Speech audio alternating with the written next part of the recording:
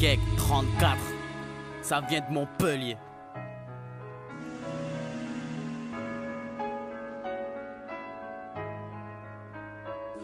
« 2010, j'avais à peine 14 ans, moi je m'empestais comme un grand, j'étais violent avec les parents, j'étais un garçon révolté, un garçon qu'on voyait pas, un garçon que tout le monde oubliait, sans se soucier de son cas, l'histoire d'un parcours pénible que le jeune ne supportait plus, et ça enchaîne les fugues et ne rentre plus, il pensait fortement que sa vie n'était plus rien, alors se mit à voler fumer, se bourrer comme un vaurien, ses parents tellement inquiets l'ont envoyé en CHU.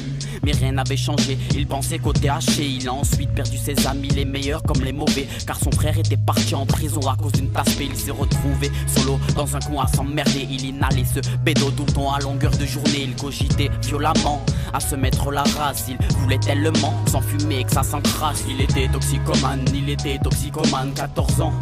Mais il était toxicomane, 14 ans.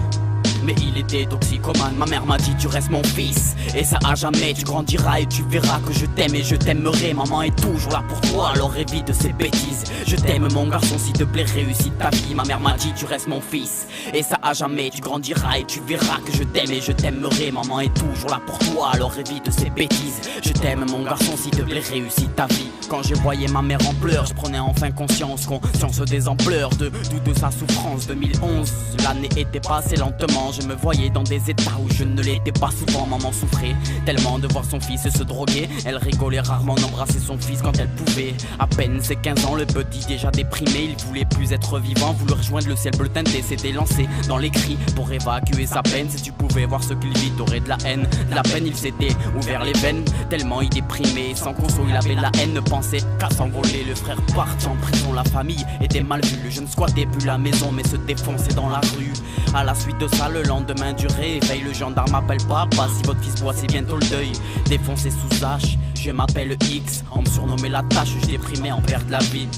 Perdre la vie, perdre la vie, perdre la vie, perdre la vie. Ma mère m'a dit tu restes mon fils, et ça à jamais. Tu grandiras et tu verras que je t'aime et je t'aimerai. Maman est toujours là pour toi, alors évite ces bêtises. Je t'aime mon garçon, s'il te plaît réussis ta vie. Ma mère m'a dit tu restes mon fils, et ça à jamais. Tu grandiras et tu verras que je t'aime et je t'aimerai. Maman est toujours là pour toi, alors évite ces bêtises. Je t'aime mon garçon, s'il te plaît réussis ta vie. 2012 il grandissait, cela lui faisait 16 ans. Placé en foyer jusqu'au jour son frère sortait de prison. Demanda la permission au foyer pour aller voir son frère. Il s'était en larmes devant sa mère et son père ne savait pas quoi dire. Il prend son frère dans ses bras, lui dit qu'il fait que souffrir et qu'il se défonce matin et soir. Cela ne touche pas le frère car le frère était malade. Il était schizophrène, ça le freine de le voir comme ça. Le jeune depuis peut s'exprimer. Il criait, il priait pour s'en aller. Ce garçon c'est moi, crois-moi. 2013, ce garçon a rencontré une fille nommée Laetitia. Croyez-moi, il lui a donné sa vie. Sa vie, sa vie, sa vie.